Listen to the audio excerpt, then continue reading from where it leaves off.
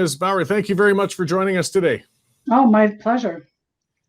So, I guess I'll get right into it. The book is talking about hindsight. It's, I guess, a review. It's looking at what the responses were, how we reacted to the pandemic, how governments reacted, people reacted, and I guess maybe if you could kind of sum up in a nutshell what you're covering in this book.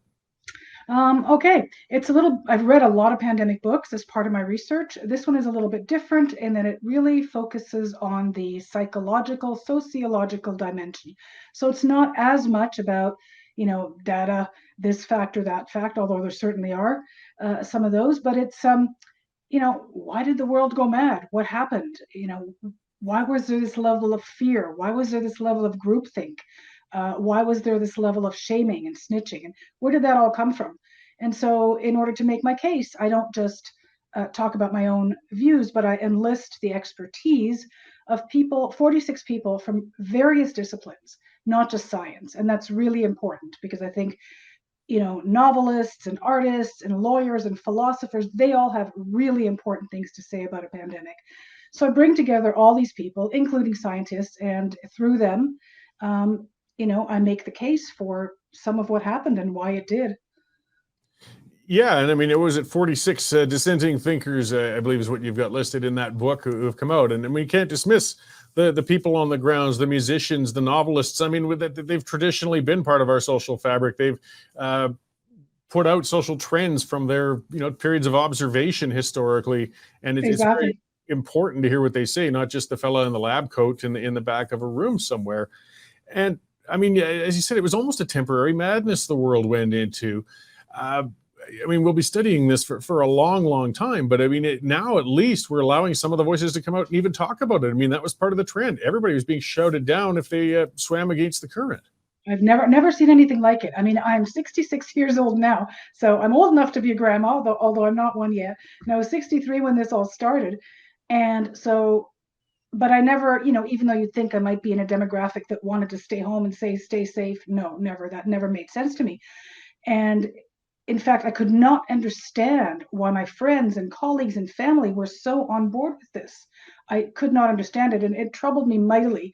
And the first few weeks, I tried to sort of understand this and start some conversations online, and the degree of outrage and vitriol I received, I've never seen anything like it. No one had called me a sociopath before, or a mouth-breathing Trump tart, or, people telling me to go lick the virus. It was unbelievably toxic, And it was damaging, and I think everybody's sort of seen it. I hope some are looking back shamefully, but some rifts haven't been healed. I've seen that within some aspects of my extended family, a couple of siblings who couldn't talk with each other over the period of this because they were on different sides of the vaccination and masking issue. Like, we shouldn't have a political issue ripping apart tight family units. Well, it's not a political issue. It shouldn't have turned political. And that's something that's interesting, too, was the left-right divide. You'd think this was all just based on health and data, but there was a very distinct split between people who were traditionally, I guess, leaned towards conservative views and people who weren't. Well, yeah, absolutely. But I do want to address one thing you said. You'd think it would all be about the science and data. One of the points that has always been important to me and that I make in the book is that managing a pandemic is never just about science and data. No matter which side of the divide you're on, there's always values that go into it. And in a chapter on kids and schools, I talk about that. How important is it to the society for children to go to school?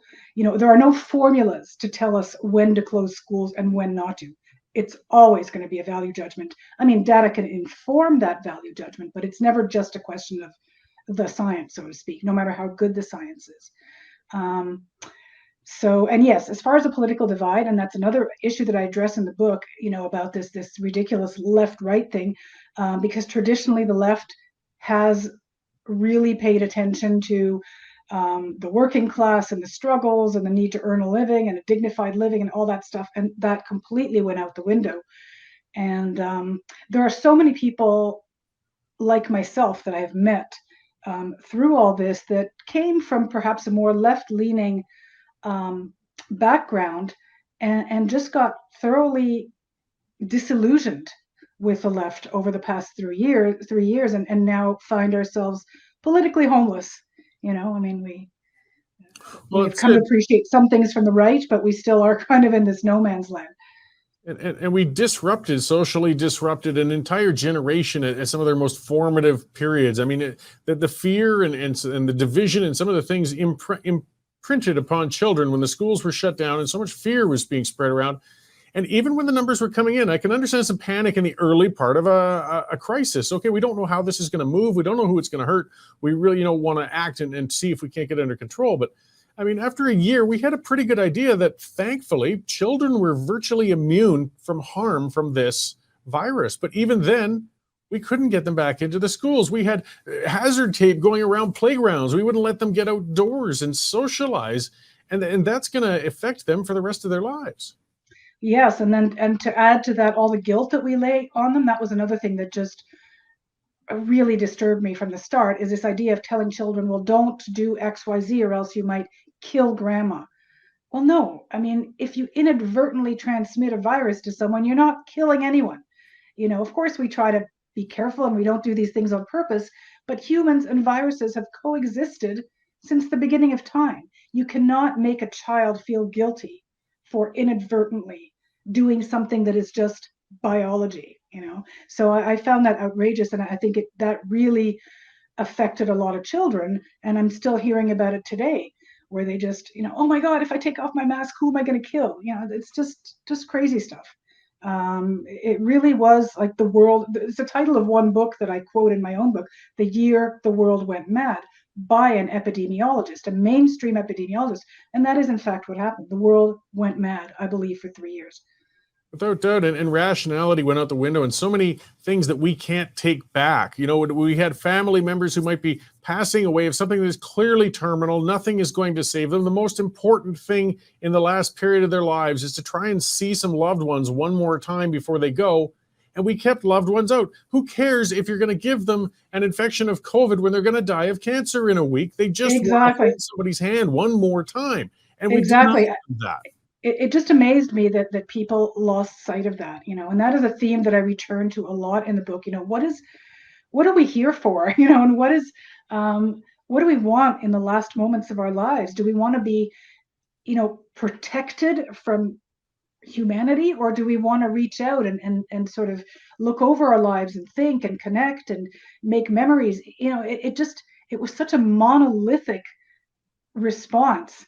There's these epidemiologists with their hammers just looking for this one nail, and that is probably the central theme in the book, is that this is not just an epidemiological problem. It's a human problem that has mental health dimensions, social dimensions, spiritual, philosophical dimensions, and the response just swept all that aside, which really went against all previous pandemic guidance. And that's why I enlist even the thoughts of a comedian, some musicians, several novelists. I found that novelists often had the deepest insights about the pandemic. Obviously they can't advise us on virology or transmission patterns, but they can tell us a lot about sort of the philosophy of managing a pandemic and what needs to be done and what shouldn't be done. Well, and these things matter. I mean, the distrust in the entire system and authority in general. I mean, we were ill-used, or a lot of us certainly feel we were. And if an emergency comes down the road, I imagine there's always another one coming. There's going to be a lot of people resisting, perhaps resisting on the wrong side, but they've just lost so much trust in the authorities and the establishment that they won't listen to them when the time comes that they probably should. Well, that's right. And I didn't see any sense of restraint. It was always, great overreach. I didn't see any sense of restraint. Oh, well, things are looking better. Let's pull back now. Let's talk. Let's bring in some expertise from other areas. And of course, we all know, the insane push toward vaccines is the only solution. Now, I'm vaccinated myself. I'm boosted. Like, I personally didn't have an issue with the vaccines. I worried about the vaccines as little as I worried about the virus, which might seem strange to some people, but it's how I'm built. So it wasn't an issue for me personally. But as the months went on in 2021, 2022, and I just saw how insane the vax wars became. A lot of us remember that cover spread on the Toronto Star. with quotes from the people who wanted, the anti-vaxxers to die and go to hell and wanted their children to die. And I mean, like, what is this? That just seemed far, far more harmful to me than any virus. And one thing that I guess I take pride in is that, although I got vaccinated myself, I resolved very early on that I was never going to question or shame anyone for their decision, because I trust that my friends who decided not to get vaxxed have good reasons for it. And so I never asked them. I never made socializing contingent on it. And it became also clear very soon that the vaccine was not stopping transmission, which really removed any ethical justification for the mandates. So I just didn't get into any of that. So many of my friends, are you vaccinated? Are you not? And I remember meeting a friend who was not vaccinated, and we were walking outside, and she burst out crying in the middle of our walk. I described this episode in the book, and she just said she was so afraid of meeting me because she thought maybe that I wouldn't want to hang out with her once I found out she wasn't vaxxed. We were outside walking, and I just thought, wow. Yeah, and then another aspect that turned into almost a bizarre measure of, I think, to a degree, virtue signaling, maybe began with some medical rationale, but was masking. I think part of it's because you wear a mask, you're showing your visible effort that you're trying to stop this, despite the fact that it was showing that it wasn't doing a heck of a lot to stop anything, but it was annoying the heck out of people. It was dividing people. And again, it just came down to, I think, a symbolic thing of just showing authority and pushing down on people. Absolutely. And as you say, virtue signaling. And I have to admit, I have a little bit of an allergy to that, the holier than thou, look at me, I'm a good person, and that was so much a part of this. So I've written quite a lot about masks. Like, if anyone looks online, they'll find a lot of my articles about masks. Because ultimately one of my most recent ones was it's really not even so much about the data. You go on Twitter, and you're going to see these endless arguments. Masks work. No, they don't. Yes, they do. No, they don't. Yes, they do. No, they don't. And both sides just fling data at each other and stats and studies and all that. Underlying all this, I firmly believe, and have from the start, is really a difference in worldview. And the side that just believes that protection from a certain threat, from a biological threat, trumps everything else in life, that side is going to justify masking. They're going to interpret a 5% reduction as, well, it's worth it, even if it's a 1% reduction, whatever it takes. The side that sees humanity in what I call a more holistic way and sees safety from a biological hazard as only one dimension, and who also appreciates human connection and in that holistic way, is going to resist the idea of a perma-masked society. And so that's why I've always believed that there are what I call data agnostic arguments behind all this. There's just two sides that see the world a little differently and that want a different kind of world. And my book sort of argues for side B. This is the kind of world that we want, and this is why. Yeah, and the battles, unfortunately, are still going on. But I mean, part of what we can hope for, the most we can hope for, is that we learn from it and correct some of our past actions the next time we hit a challenge. So, I mean, that's part of, I guess, what you kind of go through and come towards in the book. We've kind of run out of time, but where then, I see the Brownstone Institute, you have plenty of columns there. Where can people find copies of Blindsight is 2020, along with your other books? Well, you can always go on my website, gabriellebauer.com. And all the information is there. Blindsight is 2020. Brownstone Institute is a nonprofit, so the book is available through all Amazon stores, on Lulu as well.